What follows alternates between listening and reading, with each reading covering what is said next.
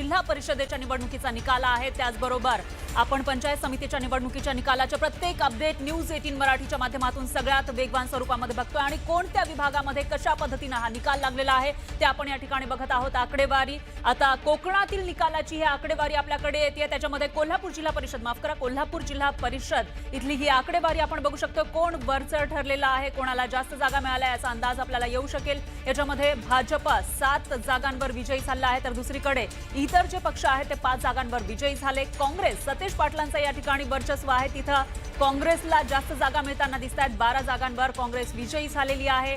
त्यानंतर शिवसेना युबीटीनं 2 जागांवर फक्त मजल मारल्याचं दिसून येत आहे, तर राष्ट्रवादी काँग्रेस 11 म्हणजे काँग्रेसच्या पाठोपाठ आता राष्ट्रवादी काँग्रेसच्या जास्त जागा आपल्याला दिसून येत आहेत। 11 जागांवर राष्ट्रवादी काँग्रेस ही विजयी झाली आहे आणि त्यानंतर शिंदेची शिवसेना ही 7 जागांवर। आता कृष्णा नदीच्या किनारी बसलेल्या सांगलीमध्ये नेमकं काय चित्र आहे तेही आपण या ठिकाणी बघतोय। सांगली जिल्हा परिषदेचं हे चित्र, याच्यामध्ये भाजप सगळ्यात मोठा पक्ष म्हणून पुढे येताना दिसून येतो। 19 जागांवर विजयी, तर शिंदेची शिवसेना 9 जागांवर, त्याच्यानंतर राष्ट्रवादी 5 जागांवर आणि शरद पवारांची राष्ट्रवादी हा दुसऱ्या नंबरचा पक्ष या ठिकाणी दिसून येतोय, कारण जयंत पाटील हे मोठे नेते आहेत सांगलीमधले शरद पवारांसोबत। त्यांना 11 जागा या ठिकाणी जिंकता आलेल्या आहेत, काँग्रेसला 9 जागा आणि इतरांना आतापर्यंत इथं खातंही उघडता आलेलं नाहीये।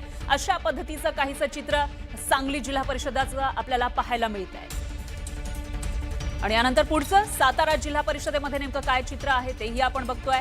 साताऱ्यामध्ये बसवर हे सगळे कशा पद्धतीने कोण जिंकलेला आहे त्याची ही दृश्य आपण बघू शकतोय। या ठिकाणी शिवसेना युबीटीला खातं उघडता आलेलं नाहीये, इतर सुद्धा शून्यावर आहेत। मात्र भाजप काँग्रेसची कामगिरी नेमकी काय आणि राष्ट्रवादी पक्षाची नेमकी कामगिरी काय याविषयी उत्सुकता होती। त्याच्यामध्ये भाजप सगळ्यात मोठा पक्ष सातारा जिल्हा परिषदेमध्ये 32 जागांसह, त्याच्यानंतर आपण बघितलं तर 17 जागांवर राष्ट्रवादी ही विजयी झालेली आहे आणि त्यामुळे गुलाल झडपीचा नेमका कोण उधळतंय त्याचे प्रत्येक अपडेट या ठिकाणी बघत आहोत। आता पुणे जिल्हा परिषद अतिशय महत्त्वाची, कारण पुण्याचेच पालकमंत्री होते अजित पवार आणि ग्रामीण भागाशी नाळ जोडलेला एक नेता अशी त्यांची ओळख होती। त्यामुळे अजित पवारांच्या जाण्यानंतर इथला निकाल नेमका काय असेल याविषयी उत्सुकता होती।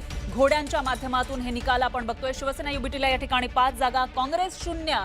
पुणे जिल्हा राज्याची सांस्कृतिक राजधानी, शिक्षणाचं माहेरघर, या ठिकाणी काँग्रेस शून्यावर आहे, इतरही शून्यावर आपल्याला पाहायला मिळत आहेत। आणि मुख्य म्हणजे राष्ट्रवादीची कामगिरी नेमकी कशी असेल याविषयी उत्सुकता होती पुण्यामध्ये, तेही आपण बघतोय। आणि